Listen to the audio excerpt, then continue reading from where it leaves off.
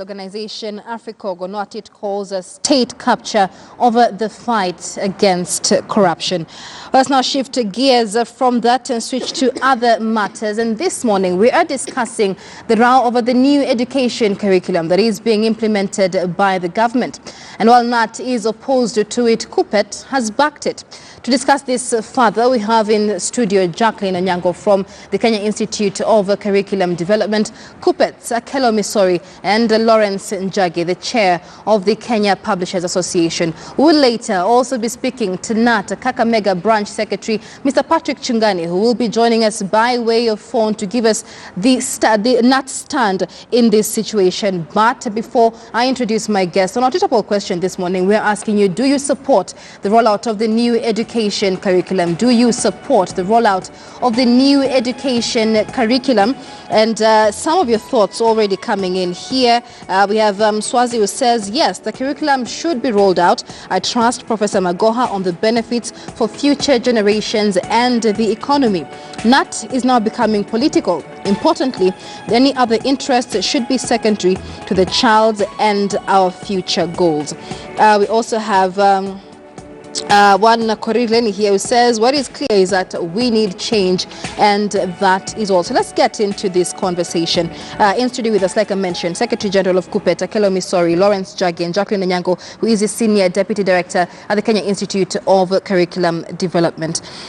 I'd like to begin with you, Jacqueline, ladies first, but also speaking from the Kenya Institute of Curriculum Development. Kenya has envisioned a new competency-based curriculum, one that is set to replace the 844 system, moving in line with the 21st century needs for the child. What is the need for this curriculum?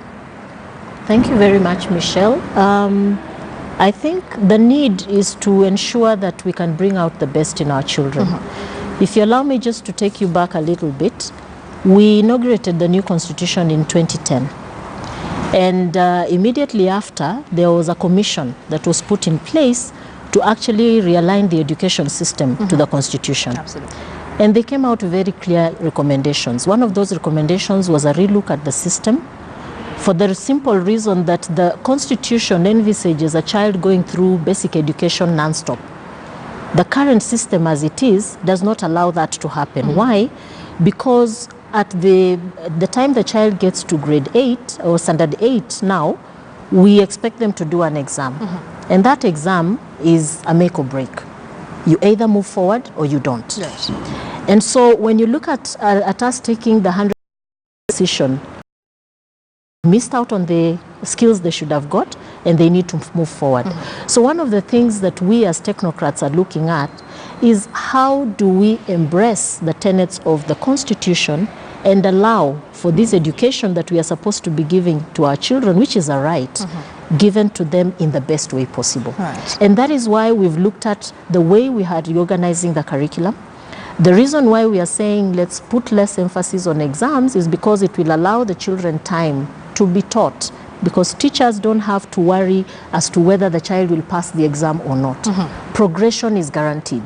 And if progression is guaranteed, then it means we must put a system in place that allows that child to move. So the competency-based curriculum actually does that. What it emphasizes is what the child is able to do. And yes, we are not saying that the child will be made to repeat for several times, but the child moves on with the basic minimum that they have.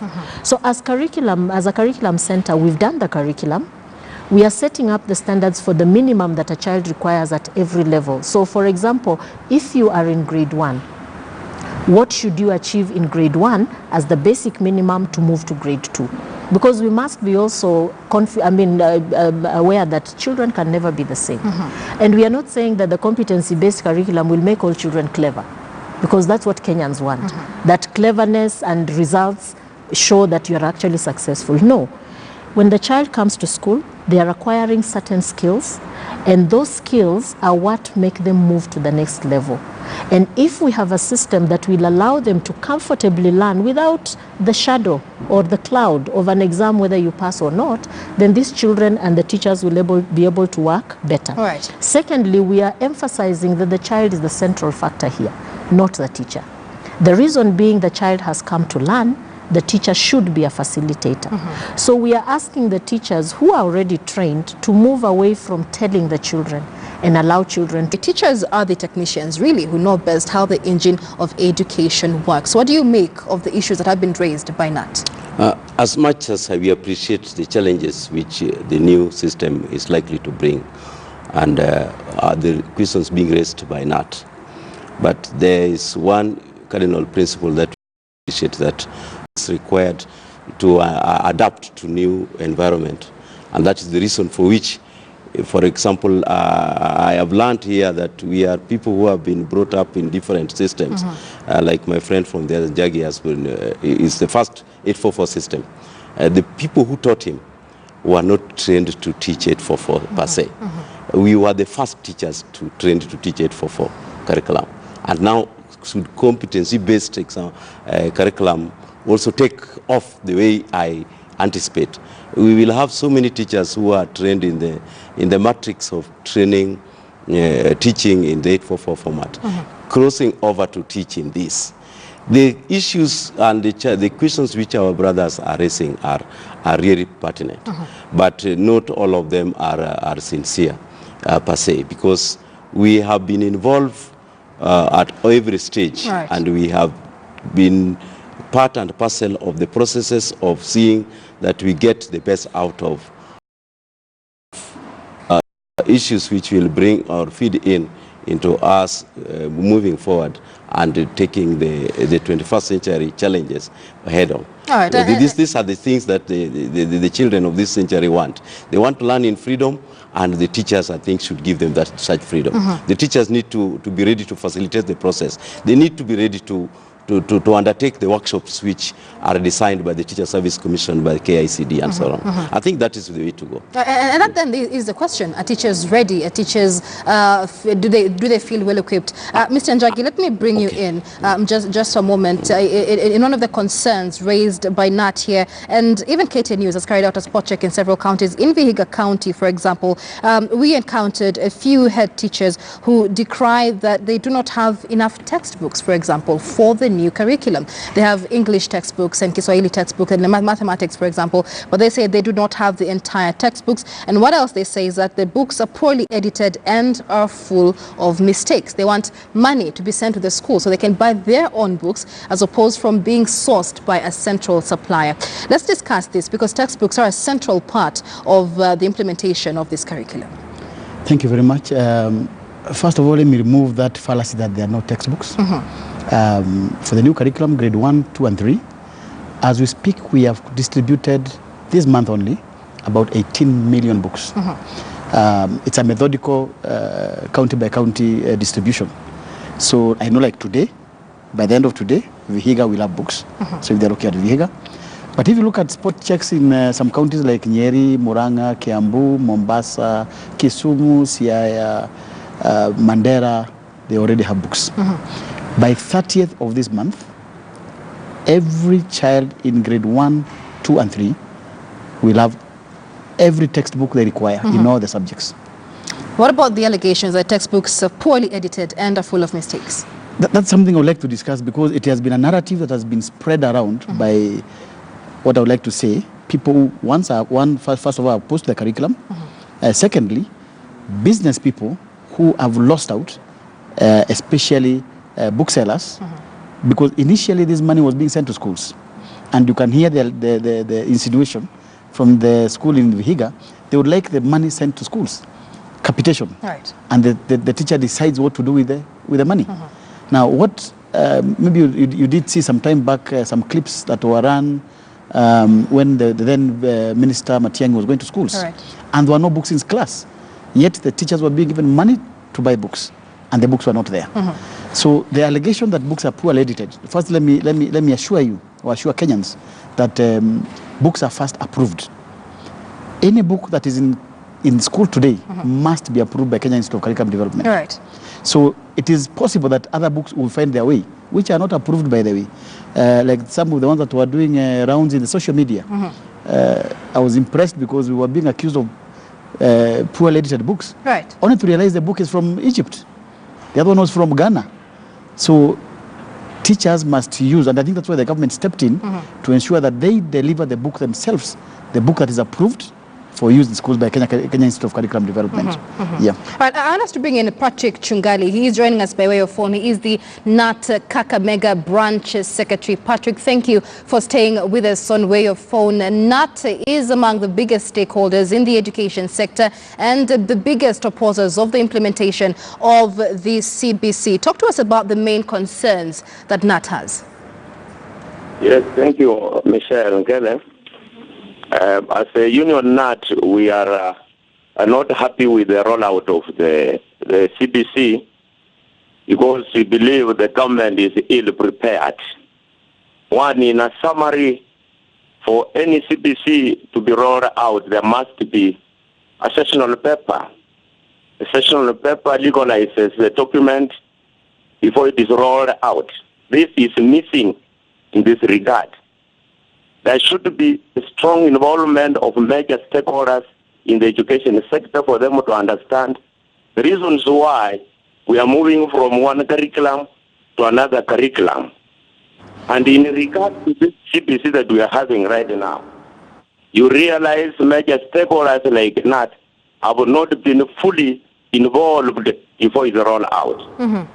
Employment of more teachers for a new CBC, a new curriculum like the CBC we are having, is very, very crucial.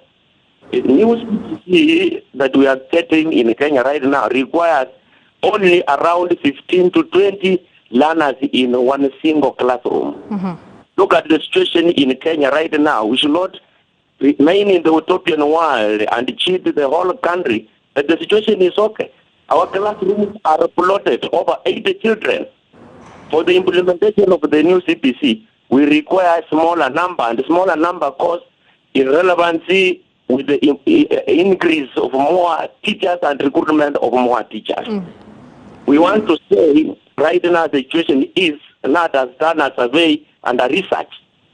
Training of teachers for PP1, PP and PP2, grade 1, 2 and 3 has not been effectively done. Look at it like even the ECD sector, which is a part of the whole curriculum of the country. Which curriculum is the ECD using? And yet the ECD is developed under the county government. Who is supervising the curriculum? Do they have uniform books across the board?